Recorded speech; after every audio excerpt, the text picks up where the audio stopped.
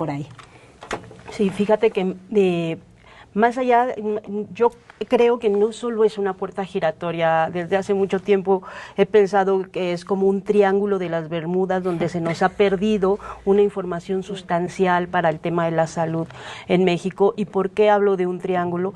Un poco ligando lo que decían Diana e Ingrid, es porque está involucrado el servicio público, las políticas públicas. Claramente empieza a haber este problema, como decías, congénito de la diabetes, no sé qué, que empezamos con esos genes hace 40 años, porque antes no los teníamos, ¿no? Es una cosa un poco rara.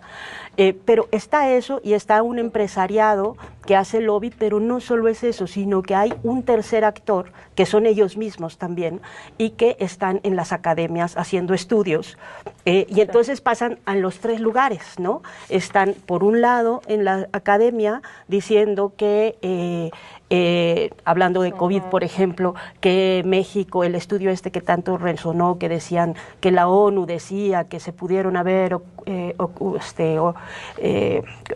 evitado 190,000 muertes, que fue un escándalo en ese momento, y no era la ONU, era un instituto dirigido por Jaime Sepúlveda, ajá, que había sido funcionario en el gobierno de Salinas de Gortari, si no me equivoco, y un panel dirigido por el expresidente Ernesto Zedillo, ¿no? Ese era el grupo de expertos que concluyó que la política que se aplicó en COVID en México no era. Entonces es como un triángulo donde pasan de la empresa a financiar a veces estas investigaciones, o se van a la academia después de estar en el servicio público y de pronto pues ya se nos pierde, como en estos juegos de dónde quedó la bolita, pues dónde quedó esa información que es vital, ¿no?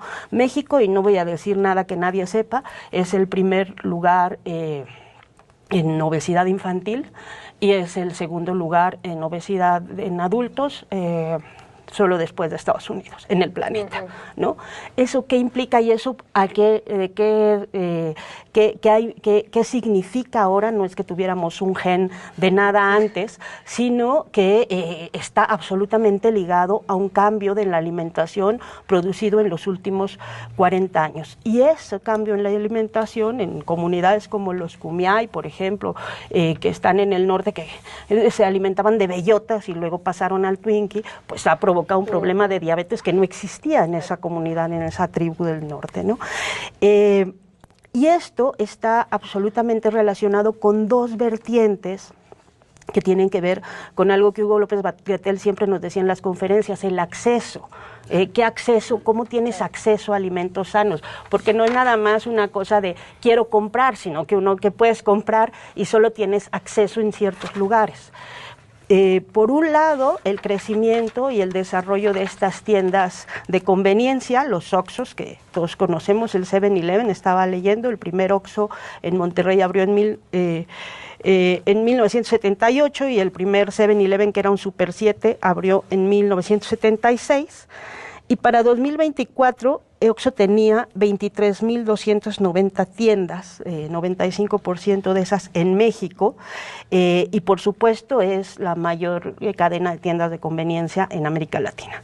Entonces, por una parte tienes eso, y por otro tienes el desmantelamiento que empezó también en el sexenio de Ernesto Zedillo, no sé si antes, pero muy claramente en el de Ernesto Zedillo, cuando se desmantelaron y empezaron a desmantelarse muy fuertemente todas estas cadenas de abasto comunitario, Diconsa, Liconsa, Fidelis, que era el de la tortilla, el subsidio a la tortilla, y que hubo una política muy agresiva hacia todos estos programas de subsidio que permitían que hubiera cierta distribución de cadenas de comercio justo, saludable, además, sobre todo en zonas rurales, ¿no? Y estas, que sí fueron, me acuerdo mucho de las épicas batallas que tuvieron los consejos comunitarios de abasto en la época de José Ángel Gurría para evitar que les recortaran el presupuesto, que eran cosas salvajes. Lo último que hizo Zedillo antes de irse fue fusionar Liconsa y Fidelis, que era el programa de subsidio a la tortilla, y dejaron, por ahí tenía el dato, pues más de 3,000 360,000 familias dejaron de recibir el apoyo de 1 kilo de tortilla.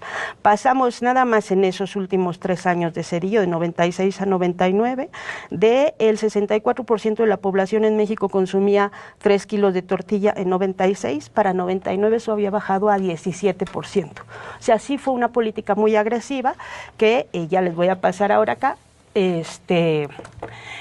terminó de cerrar Vicente Fox, el presidente que venía de la Coca-Cola, ¿no?